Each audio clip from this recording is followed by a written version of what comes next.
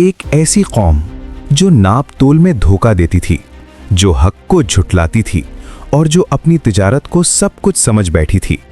फिर अल्लाह ने उनकी तरफ एक नबी भेजा, हजरत शुएब अलैहिस्सलाम, और फिर एक दिन जमीन कांप उठी।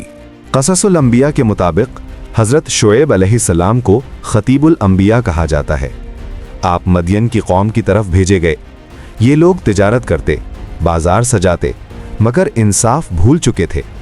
उनका सबसे बड़ा गुनाह नाप तोल में कमी और लोगों का माल हराम तरीके से खाना। अल्लाह ने उन पर अपनी रहमत से एक नबी भेजा ताकि वो सुधर जाएं।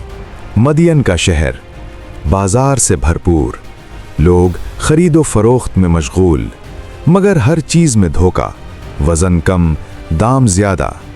हजरत शुएब अलैहिस्सलाम ने उन्हें पुकारा, अल्लाह की इबादत करो, नाप तोल पूरा करो, लोगों पर जुल्म न करो। ये सिर्फ तिजारत नहीं, ये ईमान का इम्तिहान था। मगर कौम का दिल सख्त था।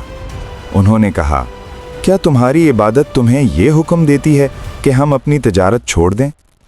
उनका मजाक, उनका तकब्बुर, उनकी हंसी। हजरत शुएब अलैहिस्सलाम ने सब्र से कहा, मैं तुम्हारा भला चाहता हूँ, मैं तुम्हें अल्लाह के अजाब से बचाना चाहता हूँ। मगर वो ना माने। हजरत शुएब अलैहिस्सलाम ने बार बार समझाया, अल्लाह की तरफ लौट आओ, तौबा करो, इंसाफ करो। क़ससुल अंबिया के मुताबिक आपने फरमाया, मैं तुम पर ज़बरदस्ती नहीं करता, मैं सिर्फ पैगाम पहुंचाता हूं। अल्लाह ने उन्हें मोहलत दी, मगर कौम ने उस मोहलत को भी मजाक बना दिया।